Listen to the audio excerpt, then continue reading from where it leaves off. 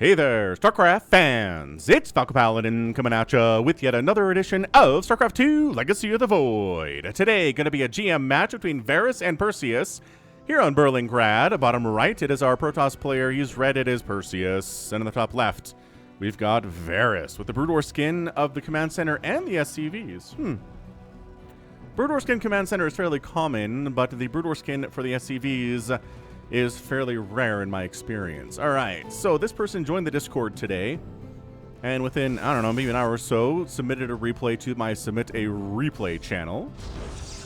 And another user said, hey, I know this dude. He is GM. And I was like, oh, great. I'll cast it. Haven't cast a GM game for a while. All right, man, so a PvT here on Berlingrad should be excellent. GM players do not suggest I cast their games and they're trash. No one's ever like, and then I went for a cannon rush and won. Or like, they just killed a dog? Okay, we're rooting against Perseus. He just killed the dog. Dog's dead. That's it. But yeah, they never sent me a game where it's like, I went for Proxy Void Rays and won in, 8 minutes. It's like, no. These are macro games. They're back and forth. They're interesting on some level. I don't know which one of these players is in my Discord because their name does not match with the Discord name. So that makes it good. I don't know who to root for here necessarily. But again, we're rooting against Perseus just because they murdered the dog. That's all. That's all that happened here. We're going to make a Reaper. We're making a Marine is Varus. Okay. Again, hard for Reapers to get much done in the early stages of TVP. So lately we've seen Terrans just go for the Marine. It's fine. And then going for the Expander Rooney. Brood War SCVs are so small. Look how tiny they are. Like, they just look like baby SCVs, right? If two SCVs love each other very much, they have baby SCVs, and that's exactly what this is. It's like size has been reduced by about 40%. It's crazy how small they look. Yeah, look how beefy the probes are on the other side. We are big. We are strong. Imagine if different skins gave your, like, maybe just for balance purposes, just give your workers different attributes. Although I guess we'd see a lot of worker rushes, and people would choose the worker attributes that were best for worker rushes, right? So let's not do that. It's a Marine patrolling back. Is this the Brood War skin for Marines too? Hold still, man. I think it might actually be. Good heavens. This is the most Brood War-y stuff we've seen from a Terran player in a long time on the channel. Anyway, Adept out to deal with incoming Reaper, which is not actually incoming at all, and then a Stargate on the first tech choice here from Perseus. I want to keep on saying Omicron Perseus 8, I believe is what it is from Futurama. Is it Omicron Perseus 5? I think it's Omicron Perseus 8 is what I want to say. Which, God, what's his... Now I'm forgetting what his name is. The alien, the ruler of Omicron Perseus 8. Grax or something? Gosh dang it, now I gotta look this up. My favorite thing is Googling when I'm casting. Omicron Percy 8. Ah.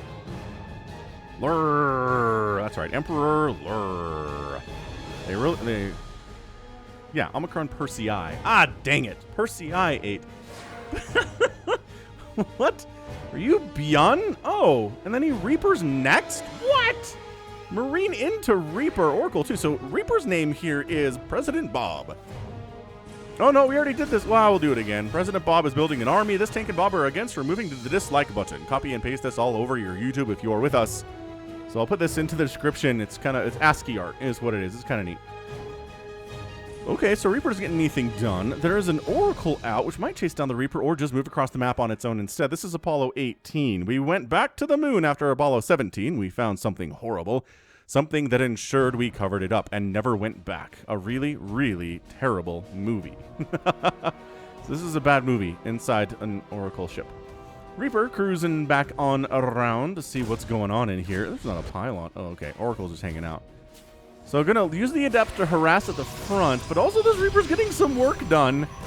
Oh no, and probes have to defend themselves. That's never... Oh, we're gonna work together. Okay, there's nothing in the bunker, so like, I guess we fight. Oracle, go fight! If you fight with the Adepts, you can kill those Marines. Okay, yep. Reaper gets killed by Adept. Oh no, it didn't. What the heck killed the... I don't know what killed the Reaper. On the other side, like I said... Oh, there was a Widow Mine though, and a Medevac pops out. Okay. There was a tiny window where those 3 Adepts and 1 Oracle could have got some work done, but instead, the Widow Mine connects, does a lot of damage to the Adepts, and then Medevac comes out and everything changes. So, alright, we're going for a Fleet Bacon. We're also making some Void Rays, and a second Stargate is warping in. So interesting. Are we going to try a little bit of Sky Toss today against the Terran Oppressor? Oh, it's fairly well. Apollo 18. So Apollo 18 and Reaper Bob are dead. Extremely so. And we're just making... Wow. We're just going carriers? Dude, Perseus, this is a Terran player. You can't just go carriers. They've got Marines and Widow Mines out already.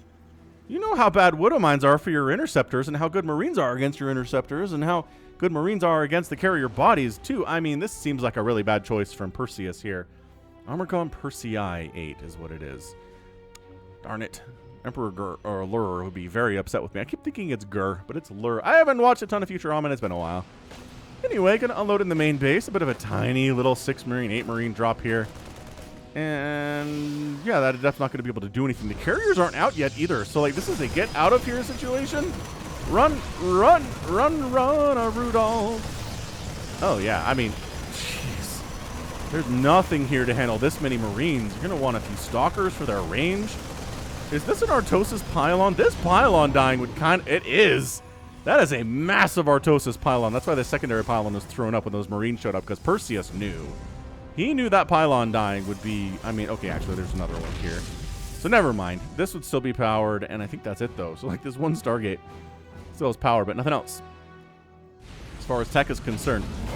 Oh, no, he lifted up all the Marines, most of the Marines in the medevac. The medevac got killed by carriers, so this is going extremely poorly for Varus all of a sudden. Varus is really oversaturated on worker count. He doesn't have a third base yet. He's building one. Yes, right here, right in front of my eyes, inside of his main base. And it's almost complete. Wow, unsupported carriers have just decided to wander across the map for reasons. Oh. See what I'm talking about? Ow, ow, ow, what? Abusing the high ground here. Yeah, you can't chase me up here.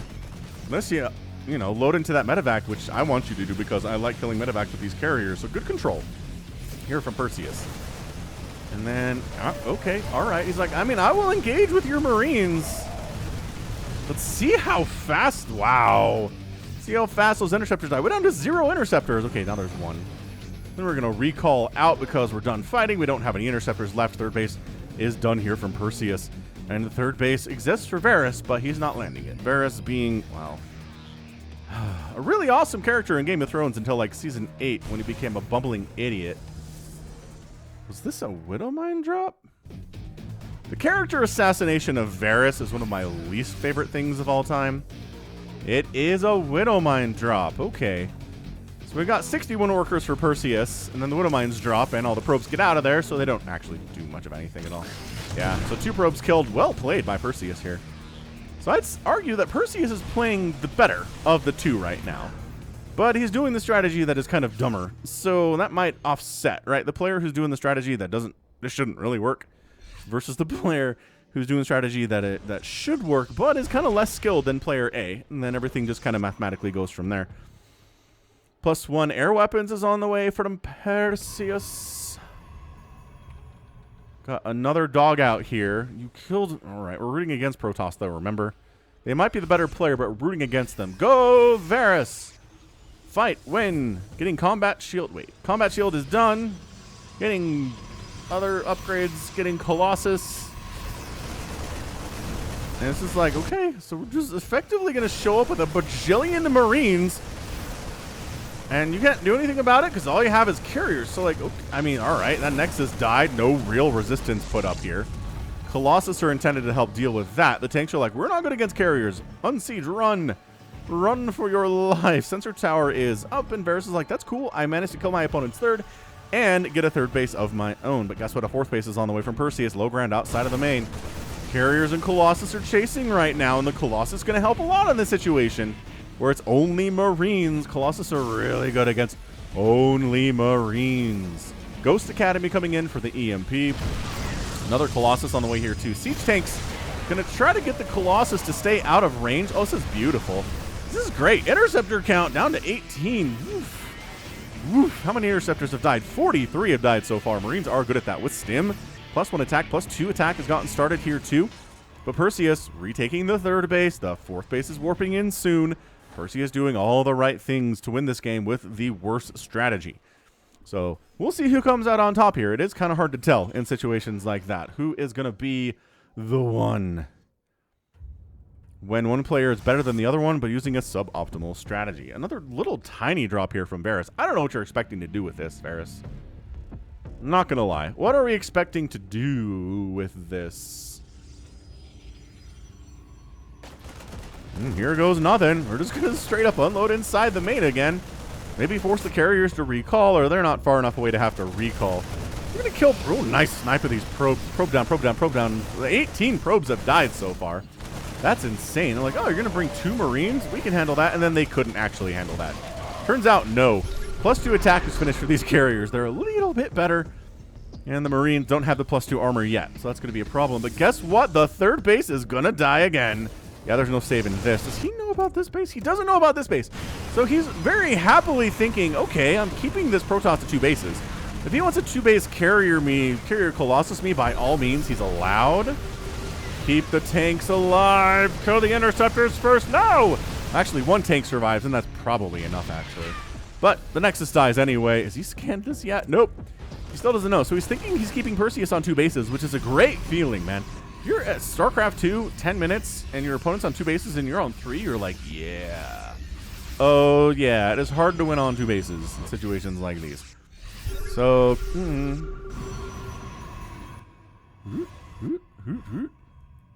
pulling back a little bit. Gonna land a 4th base over here at the 9 o'clock position. Perseus. It's just Colossus carrier, man. This is it. He's got a strategy. He is sticking to it. Varus, on the other hand, is continuing to make Marines, getting a planetary fortress up, getting more tanks to replace the ones that have died thus far. You know, pretty standard Terran-y things here. Got like sensor towers up like it's a PV or a TVT, man.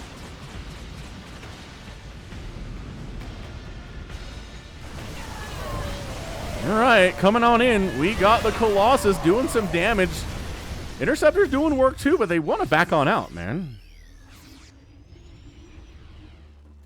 Another group maybe going to jump on. Oh, he did scan this recently.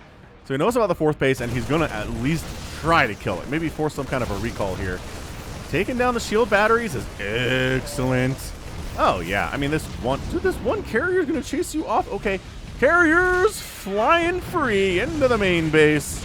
Here of Varus. Goodbye, everything that comes with... Oh, no, the Marines are stimming. Interceptors are dying. No carriers have died yet. Is that accurate? I'm pretty sure 0 carriers have died. So, again, beautiful control. But also the Marines are running around inside the main base of the Protoss, killing more probes. So 37 probes have died today. Only 6 SCVs have gone down. The carriers are abusing the fact that there's nothing that can really fly and attack them. No Vikings to worry about. And all of a sudden, the carriers are winning this battle.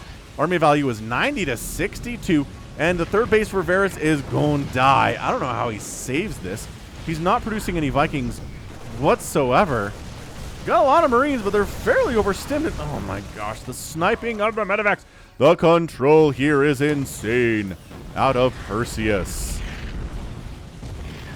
It's just going after barracks, slowing down the production capabilities, killing a ton of SCVs, and now 26 SCVs that have died. Not ideal if you're into keeping SCVs alive, which you probably should be. EMP gets tossed down. Okay, but look how injured these Marines are. But they're killing interceptors, man. There's only 20 of them remaining. That's certainly not enough to engage, even if these guys are super duper injured. They have 2-2 upgrades. 3-3 is almost here. They're like, okay, come bring it. Bring it. They say they're killing these interceptors fast. I like it a lot. The problem is that now Perseus is on 4 bases, and Varus is kind of on 4 bases, but his 3rd base is in a lot of trouble. And then it's a recall out. He's like, okay, fine. I did my damage. I did my time. He's getting additional air upgrades. He got +3 attack already for his air. And we got +1 on the ground, too. No further upgrades seem to be forthcoming. Colossus has not been part of the last couple engagements. I feel like they would have been nice against these Marines previously, but whatever. Do what you need to do.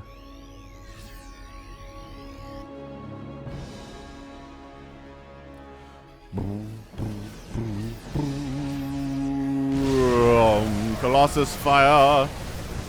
But siege tanks back there. The only thing they can hit, the only thing they're going to be distracted by is Colossus. That is not distracting at all. Meanwhile, another beautiful attack from Varus into the 4th base, killing more probes. That is 50 probes that have died so far. Perseus still has 58, so he's doing all right. And decides not to land inside the main base. He's worried about losing the medevac, and that carrier has +3 attack and is pretty scary.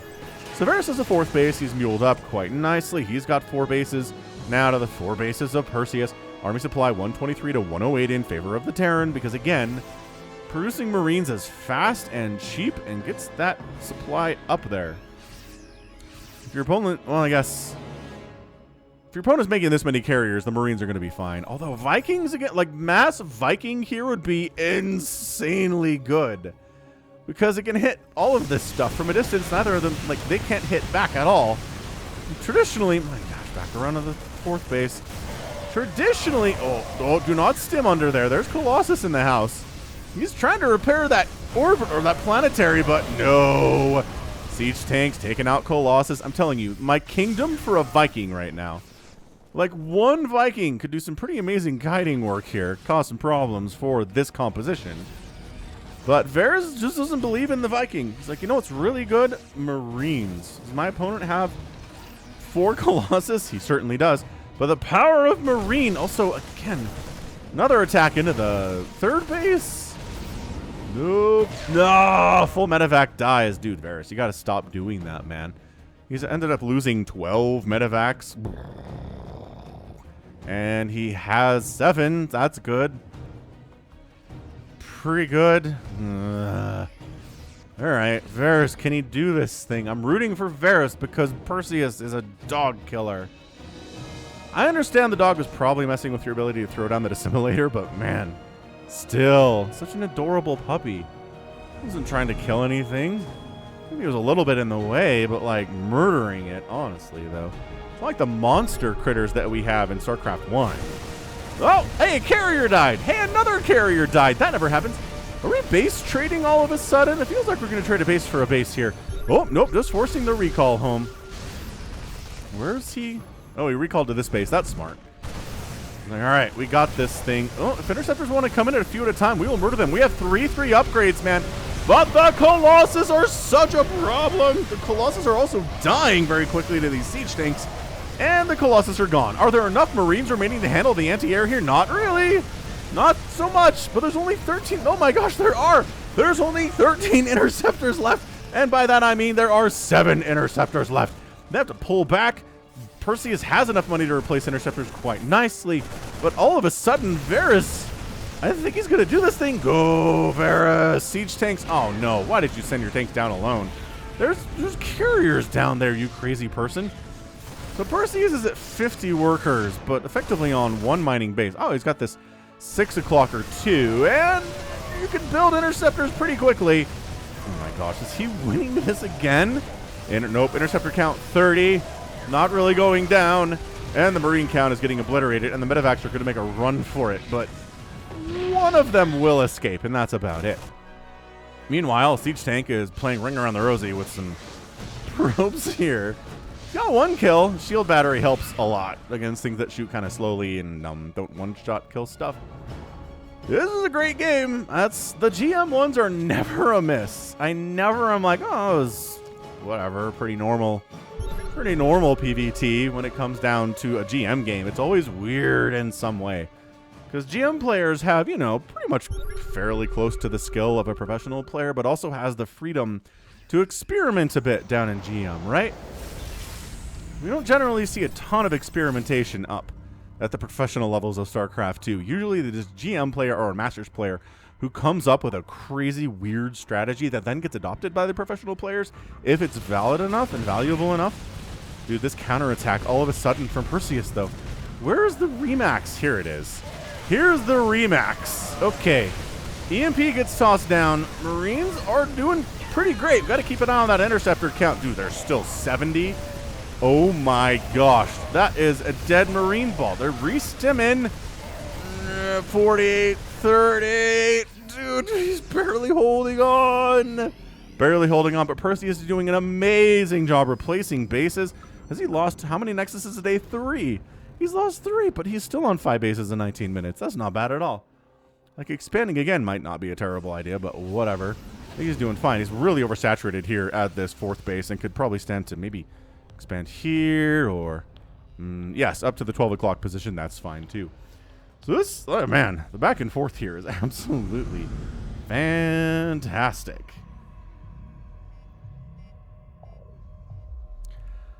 But I don't know, man. I'm not sure this Marine strategy is going to work out as well as I'd like it to for Varus, but dude, the probe deaths today. The probe deaths today.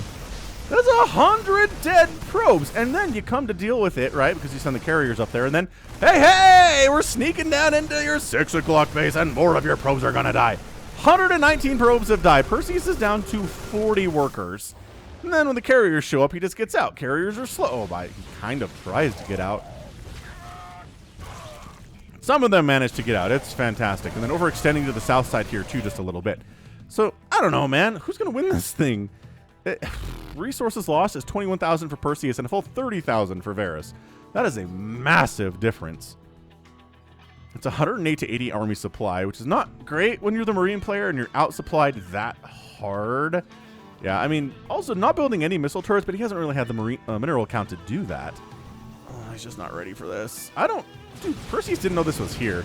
I think Perseus was planning on relaying this attack path into the main base, and then he was like, oh, there's a base here. 73 SCVs have died. He didn't even bother lifting that orbital because it's going to be dead anyway. And then when the Marines show up, he just run. You might lose one carrier. No, are you kidding me? 11 HP and fine. And then you recall out. Recall is a good unit, y'all. It's really good. What I'd also maybe like to see here from Perseus is a little Psionic Storm, which he did research.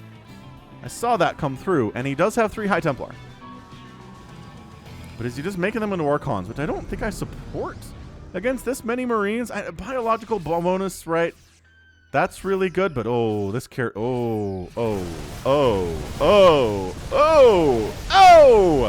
is what I'm talking about when your carriers are, jeez. When the Marines can jump under the carriers without fear of anything else, but the sword is so good. Oh, and Perseus comes out on top. Oh, do you see how Varus was doing pretty well against this whatever carrier Colossus or carrier Archon thing? And then as soon as Storm came out and like 2 storms went down, that was it, man.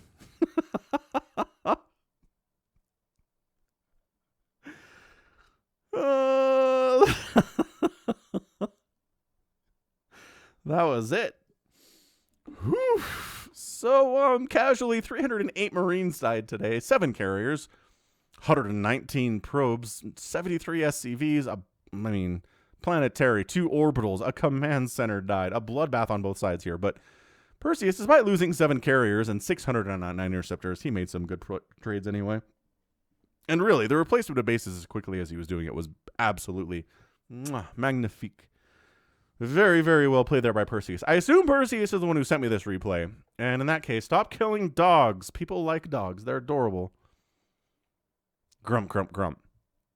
All right. So that was so good. I mean, anything I didn't cover here? My kingdom for a Viking. I think I said that earlier. And I guess 2 Vikings were made and died. And then he's like, that's it. No more Vikings. They suck. But honestly, a ball of like 20 Vikings just one-shot volleying down carriers from like over here. The carriers are just like bleh. And especially when it was carrier Colossus. Oh, it would have been amazing. And sure, continue to make Marines with your gas, right? You can do Marine Viking comp. But yeah, no Vikings was problematic today. And Perseus gets the Sky Toss win. I mean, it wasn't just carriers. If it was just carriers, it would have been a lot harder of a win, I think. But by golly, that storm. How many kills you guys get credited for? 5. You got credited for 5. 19. Woo! 19 kill High Templar. One total storm. And everybody died. Look at that. Look at that blood stain. So, GG. Well done, Perseus. And that's going to be it for me today. This has been Falcon Paladin coming at you with yet another edition of StarCraft 2 Legacy of the Void and a EUGM match. Go ahead, hit that like button, hit that subscribe. If you like what you saw and what you heard today, you can also catch me on Twitter, Facebook, Patreon, and Twitch, all at /Falcon Paladin. And until next time, as always, thank you so much for watching, and you take care of yourself.